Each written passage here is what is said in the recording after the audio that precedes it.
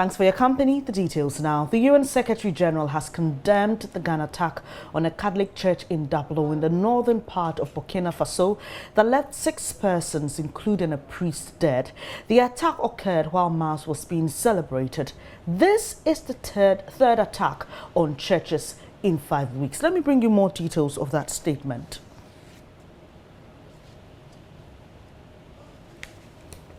Catholic church during Mass in the village of Dablo in the center-north region of Burkina Faso. He expresses his deepest condolences to the families of the victims and wishes a speedy recovery to the injured. He recalls the sanctity of all places of worship and hopes the perpetrators can be swiftly brought to justice. The Secretary General conveys the solidarity of the United Nations to the government and people of Burkina Faso in this difficult moment for the nation. He urges all citizens of Burkina Faso to stand firmly with one another across communities and not to succumb to efforts to sow discord and breed further violence. The UN stands ready to assist in any way it can.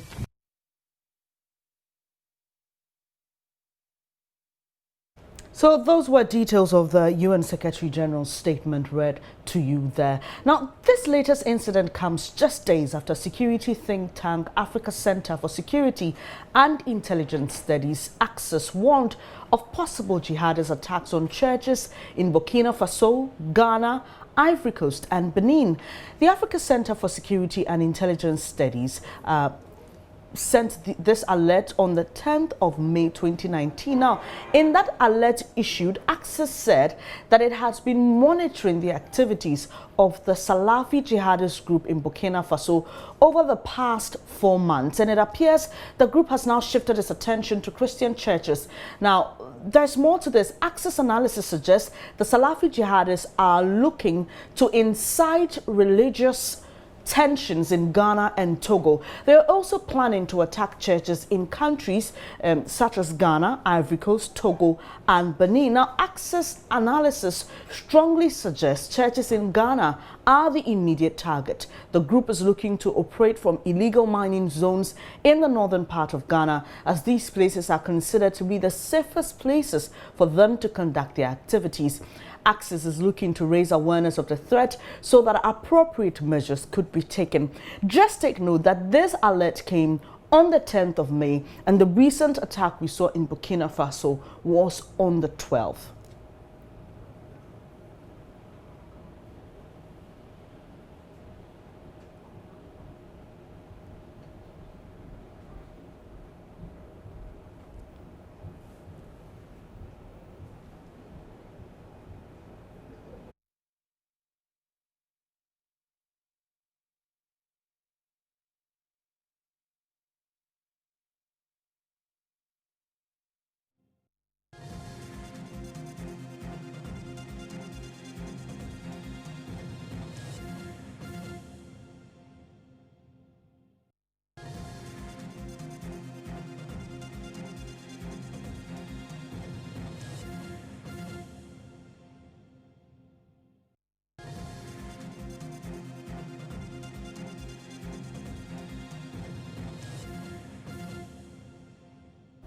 Now, that alert by Axis focused on countries in the sub-region. Let's go back to Burkina Faso now. And Islamist groups have been blamed for a number of attacks in the West African nation in recent years. I'll be showing you a map briefly on what we've seen so far. So, in 2016, there were some number of attacks. There was a rise in 2017, and then in 2018 it went very high. I'll be bringing you that data that we got Ketsi, the BBC, shortly. But what you realize is that there have been attacks in Silgaji and Dablo, and these 2 towns are in the northern part of Burkina Faso, and you can see the capital Ouagadougou there. And we will be getting some more analysis on this from a journalist in Burkina Faso on what the general mood has been, what government is saying with regards to this attack, and basically what the people are also doing to prevent such attacks. But quickly, let me bring you that data. Ketsi, our partners, the BBC.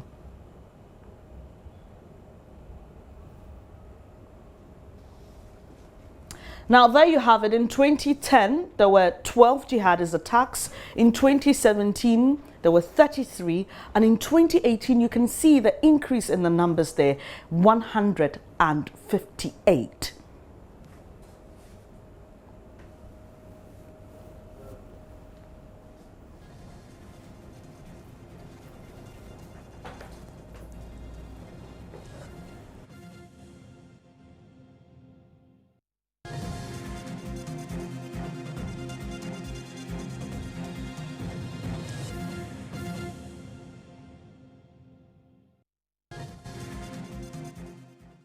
Now, fighters affiliated to Al-Qaeda and the Islamic State group, as well as the local Ansarul Islam, have been active in the region. And that was just that data I showed you. And on April 5, a Catholic church was attacked in a nearby village, killing 4 people. On the 28th of April, attackers targeted a Protestant church in the town of Silgaji, killing at least 6 people. The attackers reportedly arrived on 7 motorbikes at the end of that Sunday service and killed the pastor, 2 of his sons, and 3 other worshippers. Now, we will be speaking shortly to a journalist in Burkina Faso, but I'm joined by Executive Director of WANEP, and he has joined us to share his thoughts on this. Thank you so much for your time this morning, Mr. Dr. Ize. Thank you very much. Axis released an alert on Friday. 2 days after that, we saw this attack in Burkina Faso. Axis is asking other countries within the sub-region, especially Ghana, Ivory Coast and Benin, to be on the lookout for these groups that are likely to target churches and cause some mayhem there. First off, what's your reaction to what's been happening in Burkina Faso? 3 churches attacked in 5 weeks. Yeah, I think there are various perspectives to that, and we need to be very careful not to also join in the bandwagon of what exactly the terrorists want us to believe. So one perspective is saying, yes, this is a target on churches, while a second perspective is also alluding to the fact that this may be a ploy to create tension between Islam and Christianity in Burkina Faso. So we need to be very careful. But whichever way it is, whichever perspective is correct, I think the most important thing is that we have a serious issue on our hands, and that is terrorism in the sub-region. And therefore, whether it is in Burkina Faso or any other country in West Africa, and also understanding that our borders are mere artificial walls, then I think it is important that we begin to develop strategies that can allow us to tackle the menace head-on. What do you suggest we should be doing? You've spoken about the borders, or the kind of borders that exist within these nations, or the countries that border Burkina Faso. We're being told by Axis that the target is to focus on some mining areas where these jihadists or these groups believe they can lay low and perpetrate their actions. What should we be looking at? What should we be doing in preventing the spread of this unfortunate incident? I think that one nexus that has been established is the nexus between violent extremism, terrorism, and illegal resource exploitation, right? So, like you rightly said, there will be a relationship between violent extremism and mining. There is a relationship between oil bunkering and violent extremism in the Niger Delta region of Nigeria. There is in existence gold, timber in various parts of West Africa. I think what we need to do, and if anybody is still in doubt about the porosity of our borders, I think Ebola has helped us to address that issue, telling us and reminding us that our borders are mere artificial walls. Therefore, we need to begin to review the ECOWAS counter-terrorism strategy and implementation plan. And rather than address the issue of terrorism and violent extremism as a national issue by Burkina Faso, by Ghana, by Nigeria, we need a community approach. We need an ECOWAS community approach. And we also need to integrate the local communities to the fight against terrorism. This idea of community policing, this idea of know your neighbor and all that, we need to review all that and put it into our strategy. we also need to begin to go down to the basics, which is the primary nursery school, to begin to teach people about how do you dictate, how do you report, how do you even secure yourself to start with. These are the things that we can no longer continue to avoid, because whether we like it or yes, this has come to stay with us. This has come to stay with us, you say. I'm sure a lot of people may be frightened by those words. Are we saying? It's not for people to get frightened. It's for people to rise up to the challenges. It's for people to accept the reality on ground. The reality on ground is that there are dissenting voices within our social configuration. And there are people who feel, don't forget that in the past 20 years, we have been thinking about how do we reduce people from taking over the state and questioning the sovereignty of the state. Today, we are confronted by people who want to leave the state at all costs. So these are realities of our time. And what we need to do is not to pray and hope it will not happen or to get frightened, but to also begin to develop fundamental strategies that we can cope with the menace. You're executive director of WANEP. Do you think that these countries in question, I'm talking about Burkina Faso, Togo, Benin, Ghana, have collaborated enough to deal with this problem within the sub-region?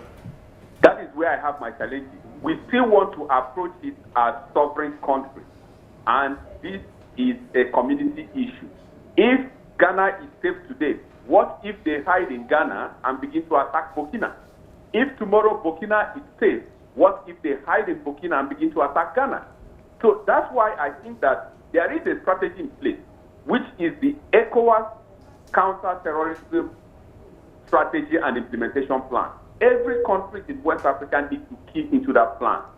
And then we also need to now, on the basis of our own integration policy, begin to incorporate counter-terrorism strategy as part and parcel of that integration strategy. So we live in a community rather than just mere country. Dr. Eze. Hello, Dr. Eze, are you there? Yes, I'm with you. Sure. Recently, there were some concerns that Ghana had become a hub for weapons to be spread across the sub-region. And I had the board chair of the Small Arms Commission with me in studio, and he raised some concerns about the fact that there are quite a number of unlicensed guns in the system here in Ghana. On Friday, we heard from the Ghana Police Service about a certain container that contained about some 1,500 pump-action guns, and it caused quite a scare. And we were told later that these guns were supposed to be for a private person, for private use, but he had the license to import those weapons. At a time like this, I mean, clearly, if someone has a license to import weapons, then legally, on the side of law, the person may not have done anything wrong. But do you think, looking at where we are within the sub-region, this should be something that should be encouraged, even if it's for private use? I think that these are connectors. Why are people suddenly interested in self-defense? That's a critical question to ask. So even if the person has a license to import those guns, it also means that there are people who will be interested in using those guns. Therefore, they will purchase those guns from the importer. The critical question to ask is, why are people now suddenly interested in such venture? Why is those numbers being imported? It means that there is a market, there is a demand for it. The fundamental question then is the why, which means there is something we need to address in our security architecture. People no longer feel safe. People think that they need to go a step further to be able to protect themselves. So that fundamental issues need to be addressed. The second thing to add to that is that the push factor, the why people want to protect themselves, which also have to do with issues of unemployment, issues of poverty, issues of youth purge, issues of our population explosion, issues of urban migration, need to be addressed. If we don't address it, then people will continually seek for self-help. And nobody knows when those guns, whether licensed or unlicensed, goes into the wrong hands. Non-state actors who are not trained to use those kind of guns, when they begin to use it for something that is heinous. I'm tempted to ask this question again because it appears whenever we have these discussions, they just end here. You hardly see any, for example, release statement, anything that says, look, these are the concrete actions that we have taken with regards to so-and-so and your security. You have traveled across the sub-region and you've seen firsthand the impact of some of these unfortunate incidents perpetrated by jihadists and Islamist groups. So right here in Ghana, we're looking at a situation where we have always said that we live in peace. For example, the chief imam on his 100th birthday goes to church, and many across the world are lauding us. How do we preserve that kind of relationship that we have between the various religious groups, seeing that these Islamist groups will usually want to start their activities from that angle? Well, I think that by and large, every issue relating to violent extremism is on the cover of the fundamentals of religion. And that's because religion is the value, is the currency that you can use to mobilize people to go to the extreme. And that's why it's called violent extremism. But I think that countries like Ghana have done well in terms of how it manages its religious groups.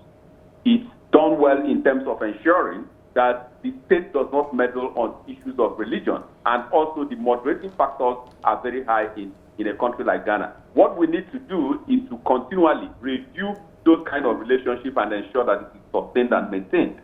But also learning from other countries where they have used religion as a vehicle to push the front lines of violent extremism, and then also learning about how other countries like Senegal, for example, have been able to manage its religious diversity in such a way that it does not generate any problem. Sorry, I'll have you hold on shortly. We've been joined by Kafuni Bak Christian. He is a journalist in Burkina Faso. At this point, my colleague Sheila Tamaklo will take over the interview. It's in French, and then we'll come back to you, Doc, for your closing words. Okay. So, Monsieur Christian, est-ce que vous êtes avec nous? Bon, nous voulons savoir. Je suis avec vous. D'accord. Donc, nous voulons savoir quelque chose. Cette attaque, c'est la troisième dans 5 semaines. Donc, nous voulons savoir quelle est l'humeur ou bien la situation au Burkina maintenant. Oui, effectivement, la situation au Burkina, en tout cas, le moins que l'on puisse dire, c'est que les gens s'adaptent, voilà, à cette guerre qui a été opposée à tout le pays. Et malgré les attaques, les gens continuent de vivre. Et c'est cette attaque qui est venue remettre un peu les gens dans la désolation, dans la santé, dans le désespoir. Donc, pour parler de l'attaque précisément bien, il faut dire que au bout de cette attaque, une église, c'est dans la localité de Dablo. Et Dablo est situé à 90 km de Kaya, c'est le centre nord du pays. Donc, les assaillants ont fait 6 victimes lors de cette attaque. Donc, ils sont entrés dans l'église, ils ont pris le prêtre qui célébrait la messe, et puis ils ont pris 5 autres fidèles qui assistaient à la messe, ils sont censés les exécuter, mais ils ne se sont pas contentés de tuer en tout cas le prêtre et les 5 fidèles qu'ils ont choisis parmi l'assemblée. Après donc l'assassinat des fidèles, ils ont aussi incendié une boutique, ils ont incendié un restaurant, ils ont incendié le véhicule, et puis ils ont incendié du matériel biomédical au niveau du dispensaire de la localité. Okay. Donc, D'accord, Christian. So what he's saying is that it seems the Burkinabés have kind of gotten used to the situation because this is not the first attack. So even though there's some amount of fear, they are actually going on with their business like normal, and the police or the military have been deployed to conduct some search. Now, he also explains that the attack was carried out by about 40 individuals who entered the church. They killed the priest and selected 5 other Christians, and they killed them, after which they fled. But before they did, they set the church ablaze. A restaurant, a boutique, and also a medical center was set ablaze, and then they fled. Interesting. I'm sure we'd like to find out more about this incident. That part of the country, the northern part, what kind of people live there? What's the demographics? Ok. Donc, Christiane, nous voulons savoir quelque chose. Dans cette côté de Dablo-là, nous voulons savoir, est-ce qu'il y a beaucoup de chrétiens là-bas ou bien il y a des musulmans? Quel est le climat là-bas? S'il vous plaît, que vous pouvez reprendre, je n'ai pas bien compris. Oui, nous voulons savoir, n'est-ce pas, le côté où il y avait cette attaque, c'est dans les régions du nord ou bien c'est dans le sud. Et en plus, nous voulons savoir s'il y a beaucoup plus de musulmans là-bas ou bien on a des chrétiens et des musulmans aussi. Oui, là où il y a eu l'attaque, c'est au centre nord, c'est à 90 km de Kaya, c'est à Dablo, c'est le nord de la localité comme ça. Mais il faut dire que Kaya aussi est à 100 km de Ouagadougou. Donc, c'est à environ 190 km de la capitale burkinabé au nord, au centre-nord du pays. Donc, pour dire que telle est la situation à Dana, je vous dis que les gens, c'est le début là qui était un peu compliqué. Malgré les attaques, les gens vont toujours au travail. Maintenant, vous avez demandé s'il y avait. Au Burkina Faso, on n'a pas une zone où il n'y a que des musulmans seulement ou bien des chrétiens seulement. Donc il y a plusieurs ethnies qui sont en parfaite harmonie de la planète. Et donc, dans une même localité, vous retrouvez presque toutes les confessions religieuses représentées. Et la localité où ça a été attaqué, vous avez des protestants qui sont là-bas, il y a des musulmans, que bien entendu, il y a aussi. Ça veut dire que ça veut dire qu'il n'y a pas plus de musulmans que chrétiens là-bas. Non, il n'y a pas plus de musulmans que de chrétiens. Donc, ok. Parce que ce n'est pas, je voudrais donc déjà attirer l'attention, ce n'est pas une guerre communautaire. Ce n'est pas des musulmans qui s'apprennent à des chrétiens. On a seulement des assaillants. On a des attaques type terroristes. Ok, mais c'est la 3e attaque dans cette côté du nord. Donc nous voulons savoir pourquoi les gens toujours préfèrent faire cette attaque dans les régions du nord. Non, c'est parce que présentement, il y a eu une vaste opération militaire où ils veulent en tout cas couper toutes les racines de ce mal-là. Donc, dans les représailles, comprenez aisément que ces assaillants, ceux qui sont en train de terroriser les populations dans cette localité-là, ils se trouvent coincés dedans, et même dans les courses fébriles, dans la débandade, lorsqu'ils ont la possibilité de faire parler encore d'eux, de taper, ils n'hésitent pas à le faire. De toutes les façons, ils n'ont plus le choix, ils sont coincés, parce qu'il y a l'armée qui fait jour de nuit, qui est en train de faire un nettoyage dans cette part. Ok, d'accord. Pour en tout cas assurer la quiétude aux populations. Okay, so what he's saying is that it's not as if there are more Muslims than Christians. There actually, it's let's say it's a fair ground. But the problem is that apparently there's some, let's say, political unrest over there. So some of these are more like reprisal attacks against the government. So for the meantime, like he's saying, there's a lot of military on ground to curb the situation from that area, basically. What's the government saying about this? Okay. Monsieur Chrétien, nous voulons savoir quelle est la position du gouvernement maintenant par rapport à cette situation. Le gouvernement, dans un communiqué du ministère précisément en charge de l'administration du territoire, a invité les populations locales. Le gouvernement a d'abord présenté ses condoléances les plus attristées aux familles des victimes. Dans ce même communiqué, le gouvernement burkinabé invite donc les populations locales à ne pas céder à la panique Parce que le gouvernement qui prend la pleine mesure de la menace, puisque le gouvernement propose, a promis en tout cas à ces populations sont martyrisées par ces hors-la-loi, que bientôt vont travailler à l'aide de l'impôt. Okay, so he says the government is giving assurance to the people that they have the situation under control. He's urging them to be calm and not to panic, and that they are going to deal with the situation because they have the military deployed to already conduct some sweep in the country. Yeah.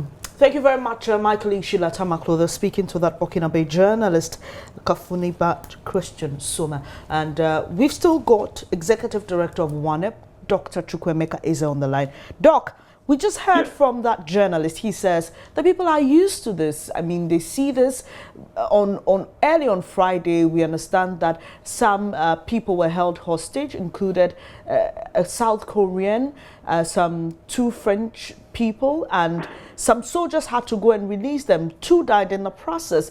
This is happening right at our doorstep. Would you suggest, or do you think it's time for Burkina Faso, or maybe countries in the SAP region, to seek help from more advanced countries and more, developed countries?